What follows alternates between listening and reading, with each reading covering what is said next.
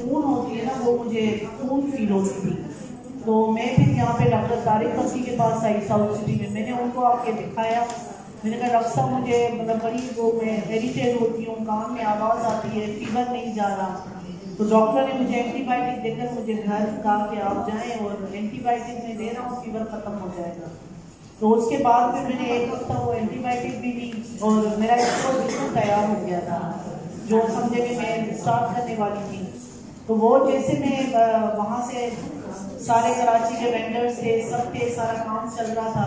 तो वहाँ से मैं जैसे अपने बच्चों की मैं खुद ही ड्राइवर भी खुद थी, मेड भी थी, घर भी संभालती थी, फैमिली में भी एक्टिव थी, क्योंकि जो इन-लॉज थे वो भी जॉइंट फैमिली थी, पेरेंट्स भी मेरे जॉइंट फैमिली में थे।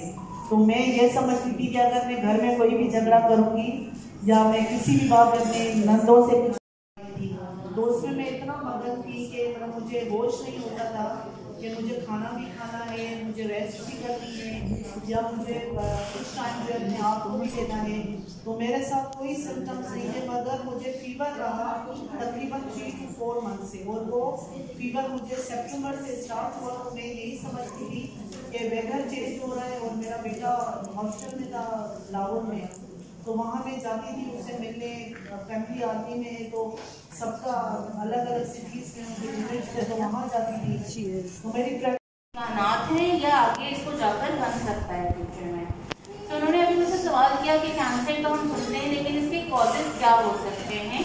तो ब्रेस्ट कैंसर के हवाले से जब हम बात करते हैं तो इसमें 2 तरह के रीजंस हो सकते हैं, या जिनको हम रिस्क फैक्टर्स कहते हैं। कुछ होते हैं जो मॉडिफाइबल रिस्क फैक्टर्स होते हैं, और कुछ होते हैं जो नॉन मॉडिफाइबल हैं।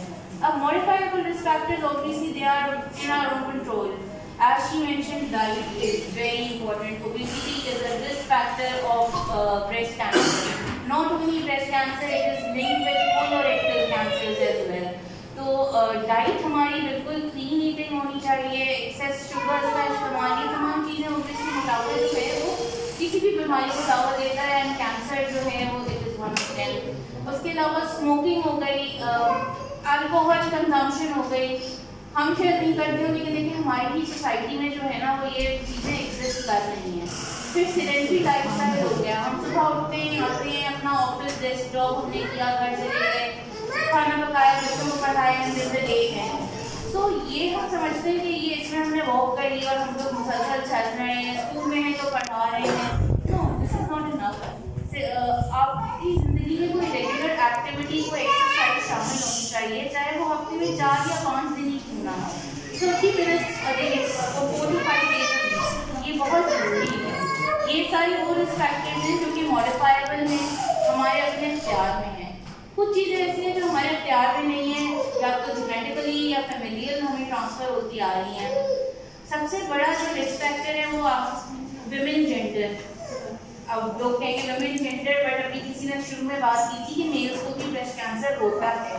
हाँ, उसकी परसेंटेज बहुत कम होती है। अगर आप 1000 केसेस देखेंगे तो उसमें से किसी 1 या 2 को होगा, लेकिन तो ऐसा नहीं है कि मेल्स को ब्रेस्ट कैंसर नहीं हो सकता। स्पेशली वो मेल्स जिनमें खानदान दर खानदान अगर खवातीन को, उनके रिश्तेदारों को ब्रेस्ट कैंसर हो रहा है, तो वो दुगने रिस्क पर होते हैं कि उनको जिंदगी किसी स्टेज पर जाके ब्रेस्ट कैंसर डेवलप हो सकता है। इसके अलावा जेनेटिक चीज़ें होती हैं, आप लोगों ने BRCA1 जीन के बारे में शायद सुना हो, या एंजेलिना जोली का नाम आप लोगों ने सुना हो, ठीक है। उसने अपनी मेस्टेक्टमी से मतलब यानी दोनों ब्रेस्ट रिमूव करा दिए थे, तो she was positive for BRCA gene mutation, जिसमें आगे जाके ये रिस्क होता है कि इस मरीज को कैंसर डेवलप हो सकता है। And then she had a reconstruction. अब वो बिल्कुल सही है आपके सामने, बिल्कुल शी इज परफेक्ट। और फ्रॉम दैट ग्रोइंग एज, जैसे जैसे एज बढ़ती जाती है, बढ़ती उम्र में कैंसर के चांसेस बढ़ते हैं। अनफॉर्चुनेटली पाकिस्तानी सोसाइटी में जो हमारे पास अब इसमें डेटा आ रहा है, मेरी यंगेस्ट पेशेंट जो है वो 19 साल की है, ठीक है। 19 साल से लेकर 75 साल तक की खवातीन जो है हमारे पास क्लिनिक में आ रही हैं इस बीमारी के साथ। एंड इवन अप टू माशाल्लाह से 80 ईयर्स की भी हमारे पास एक खातून आई थी। सो हाँ, इट इज़ ट्रू कि बड़ी उम्र में ज़्यादा होता है, लेकिन हमारा जो डेटा है वो वेस्टर्न डेटा से बहुत मुख्तलिफ आ रहा है, और हमारे पास 20s, 30s, इवन 19 ईयर्स बहुत ही यंग बच्ची थी और ये चीज़